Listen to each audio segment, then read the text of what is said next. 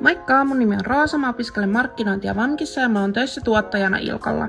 Mun työ tuottajana on tosi monipuolista, joskus mä kirjoitan artikkeleita Pointtiin, joskus mä suunnittelen ja toteutan haastatteluita, ja välillä mä oon mukana suurimmissa projekteissa, kuten elokuvan ennakkonäytöksessä ja Autolan messuilla Helsingissä. Ilkka Trainee-ohjelma on harjoitteluohjelma, joka järjestetään yhdessä korkeakoulujen kanssa, ja se yhdistää opiskelijan opinnot ja työelämän.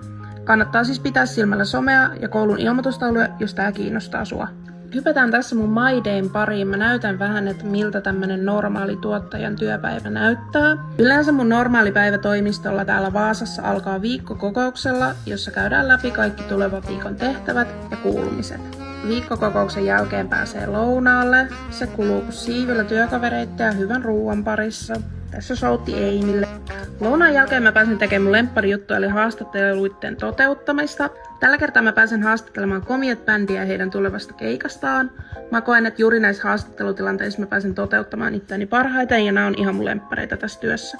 Ton haastattelun jälkeen onkin kahvitauko ja pitää vähän pyöritellä peukaloita, että aivot resettaa. Sitten mä pääsenkin litteroimaan ton aikaisemman haastattelun ja tekemään siitä postaukset someen. Sen jälkeen meillä onkin vielä iltapäivällä suunnittelupalaveri tiimin kanssa. Tän jälkeen työpäivän purkissa pääsee kotiin, jee. Kiitos kun katoit ja tsemppiä opintoihin. Moikka!